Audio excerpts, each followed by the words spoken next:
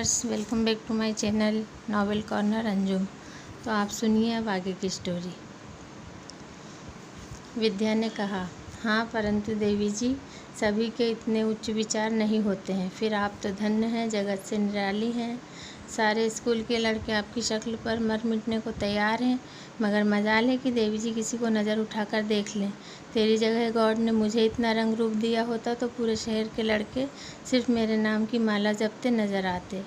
और एक ये देवी जी हैं, इन्हें अपनी बेमिसाल खूबसूरती की 1% भी कद्र नहीं है। कद्र रही होती तो आज बात ही कुछ और होती। सरिता बोली, धत, मैं यहाँ सिर्फ पढ़ाई करने आती हूँ, समझी। ये हुस्न के खजाने पर सिर्फ एक का ही राज होगा और वह बहुत स्पेशल होगा। विद्या रानी, और अब ज़रा मेरी खूबसूरती का पुराण बंद कर और पढ़ाई में ध्यान दे, समझी। जी समझी, विद्या बोली। लंच टाइम हो चुका था। विद्या ने सरिता से पूछा, यार सरिता, यह माधुरी का कुछ पता ठिकाना नहीं है। मैं उसे कितना मिस कर रही हूँ, जानती हो। बस एक बार मिल जाए, क्लास ले डालूँगी उसकी। 2 साल की दोस्ती में कभी अपने घर मुझे लेकर नहीं गई, न खुद मेरे घर चलने को तैयार हुई। अचानक स्कूल भी छोड़ दिया। कोई तो वजह होगी यार, उसे तो पढ़ने का कितना शौक़ था, फिर अचानक यूँ क्यों। सरिता, बताओ ना, तुम्हारा घर तो उसी तरफ है।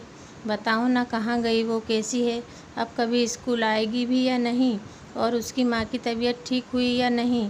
बताओ ना सरिता, प्लीज़ प्लीज़ यार, बताओ। सरिता कुछ उदास हो गई। सरिता के चेहरे पर उदासी देखकर विद्या बोली, बताओ ना सरिता। अरे यार विद्या, मत पूछ, उसने बताने से मना किया था। दरअसल उसकी माँ ज़्यादा ही बीमार रहने लगी है, इसलिए उसकी माँ की जगह खुद काम पर जाना पड़ रहा है। ओह माय गॉड सरिता, ये क्या बकवास कर रही है।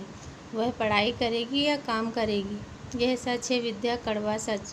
गरीबी में ज़िंदा रहना हमारी तरह आसान नहीं होता है यार। बहुत तकलीफ़ में रहता है उसका परिवार। वैसे शायद तू हकीकत नहीं जानती, जानेगी भी कैसे। माधुरी ने भी तो कभी तुझे खुलकर नहीं बताया, हमेशा टाल जाती थी जब भी घर परिवार की बात आती थी। तूने भी नोटिस किया होगा ना। विद्या का हैरानी और दुख से चेहरा उदास हो गया था। बड़े दुख से बोली, यार माधुरी बड़ी स्वाभिमानी लड़की थी, इतनी तकलीफ़ और उसने कभी हम लोगों को एहसास तक नहीं होने दिया। वैसे एक अजीब सी कसक उसकी आंखों में मैंने हमेशा देखी थी, इसीलिए वह शायद ज़्यादातर चुप ही रहती थी। कई बार जानने की कोशिश भी की, पर वह हर बार खामोश मुस्कुराहट से टाल जाती थी। लेकिन सरिता, अब तो मुझे उससे ज़रूर ही मिलना है। मैं आज तेरे साथ तेरे घर चलती हूँ, फिर हम माधुरी के घर चलेंगे। इसी बहाने उसकी माँ को भी देख लूँगी और उससे खूब झगड़ा करूँगी। कितना पराया समझती है वो मुझे, और मेरी दोस्त होने का भी दावा करती है। दोस्ती तो रिश्ता ही ऐसा होता है जिसमें सुख दुख बराबर से बांटे जाएं, तभी तो यह रिश्ता पूरा होता है। इस दुनिया में दोस्ती का जज्बा सबसे निस्वार्थ होता है, जिसमें बराबर का हक होता है, वरना हर रिश्ता हक और फ़र्ज के बीच स्वार्थी बन ही जाता है। दोस्ती में कोई छोटा न कोई बड़ा, न कर्ज न एहसान, सुख दुख के साझे को ही दोस्ती कहते हैं यार, वरना इस ज़माने में हर रिश्ता स्वार्थ पर ही टिका होता है। सरिता विद्या के मुंह से ऐसी सीरियस बात सुनकर हैरान थी। सदा चटर पटर करने वाली विद्या इतनी सीरियस सोच की मालिक है, जो रिश्तों को बखूबी जानती है। उसे खुशी भी थी वह माधुरी की सच्ची दोस्त है, तभी उसके दर्द में दुखी हो रही है, और उसने महसूस किया कि उसकी हमदर्दी सच्ची है। सरिता ने विद्या का हाथ अपने हाथ में लेकर कहा, ठीक, शाम को मेरे घर चल और इसी बहाने मेरा घर भी देख लेना, और वर्ल्ड की बेस्ट मॉम मतलब मेरी माँ मिसेस प्रेमा सुभाष से भी मिल लेना। विद्या खुश हो गई। यह हुई ना कोई बात, यह तो सोने पर सुहागा वाली बात हो गई। ओके डन, शाम को फिर चलते हैं तेरे घर।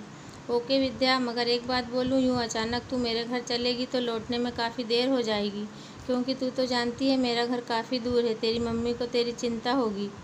हाँ यह बात तो है, पर एक आइडिया है। मैं संध्या के फ़ोन से अपनी मम्मी से परमिशन ले लूँगी, यह ठीक रहेगा। गुड यार, मैंने इस बारे में सोचा ही नहीं। थैंक्स सरिता। वेलकम यार। ठीक है, अभी क्लास में चलते हैं। अरे यार, संध्या और अंजना तो आज बाहर लंच के लिए आई ही नहीं। क्या बात है, चल देखते हैं, विद्या ने कहा। दोनों जल्दी जल्दी क्लासरूम की तरफ चल दी। संध्या और अर्चना क्लासरूम में ही थीं। संध्या थोड़ी डिस्टर्ब लग रही थी। अर्चना उसे कुछ समझा रही थी। विद्या और सरिता उनके पास पहुंची। क्लास में काफ़ी लड़के लड़कियां भी आने लगे थे। विद्या ने संध्या से पूछा, सिमरन मैडम क्या हुआ? ये चेहरे पर 12 क्यों बज रहे हैं? कोई हमें भी बताएगा प्रॉब्लम क्या है? ये हमारा प्रॉब्लम भी तो है।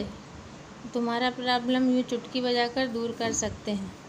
अर्चना थोड़ी नाराज़ होकर बोली, प्लीज़ विद्या, कभी तो किसी बात को सीरियसली लिया करो यार। यहाँ संध्या इतनी परेशान है और तुम्हें मजाक सूझ रहा है।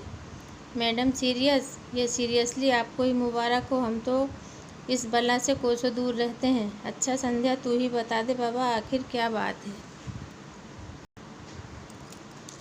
अरे यार, अभी क्लास टाइम में राजीव ने मैसेज किया था, मैंने रिप्लाई नहीं किया तो मिस्टर नाराज़ हो गए।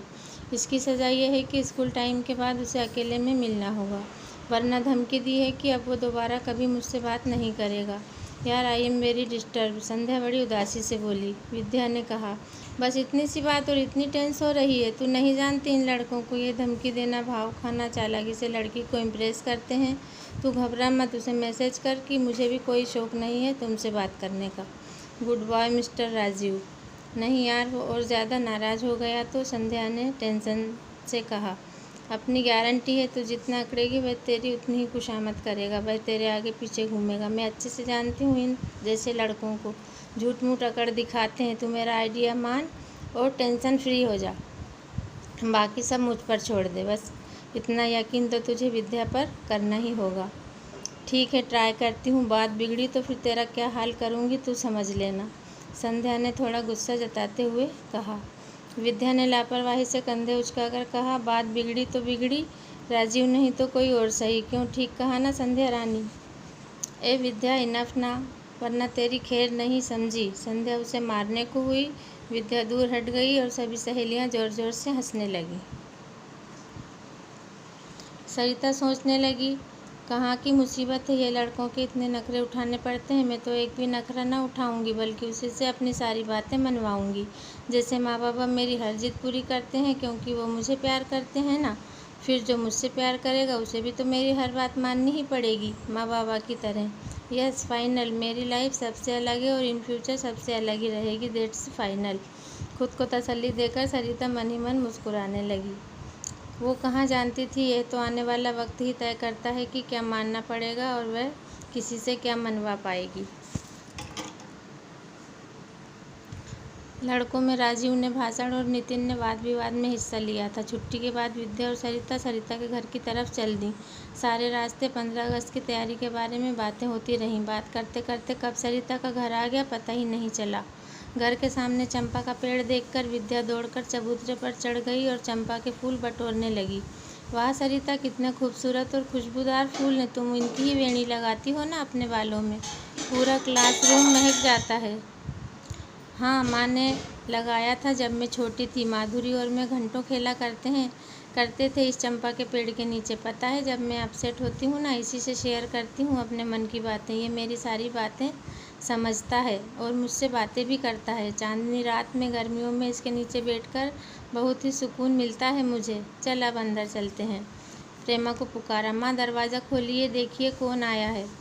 हाँ आती हूँ सरू बेटा। बरामदे में से सरू की माँ आती है, सलीके से बांधी साड़ी, सिर पर पल्लू, माथे पर गहरा सिंदूर, सुडौल शरीर, होठों पर प्यारी मुस्कुराहट। विद्या देखकर ही समझ गई, इतने अच्छे संस्कार और इतनी सुंदरता इसे विरासत में ही मिली है। सब कुछ नेचुरल, कुछ भी बनावटी नहीं था। प्रेमा ने दरवाज़ा खोला, सरिता के साथ विद्या को देखकर बोली, आओ बिटिया, आज सरिता के साथ पहली बार आई हो, हमारे घर कैसा लग रहा है? आंटी, यहाँ मुझे बहुत ही अच्छा लगा, यहाँ एक अजीब सा सुकून महसूस हो रहा है। अब मैं समझी है सरिता इतनी खिली खिली तरोताज़ा क्यों लगती है हमेशा, यह आपका कमाल है ना। सरिता बीच में बात बनाकर बोली, मैंने कहा था ना मेरी माँ वर्ल्ड की बेस्ट माँ है। बोल, झूठ कहा था क्या? नहीं आंटी, वास्तव में आप बहुत अच्छी हैं, उनके पास अपनेपन का भंडार भरा लगता है। तू बहुत लकी है सरिता कि तुझे इतनी अच्छी मम्मी मिली है। कहते कहते थोड़ा उदास हो गई थी विद्या। सरिता ने महसूस किया था कुछ, लेकिन अभी पूछना ठीक नहीं समझा। तभी प्रेमा बोली, चलो तुम दोनों मुँह हाथ धो लो, मैं तुम लोगों के लिए कुछ नाश्ता बनाती हूँ। तो फ्रेंड्स आज बस इतना ही। नावल कॉर्नर अंजुम में इससे आगे की स्टोरी आपको देखने को मिलेगी नेक्स्ट वीडियो में।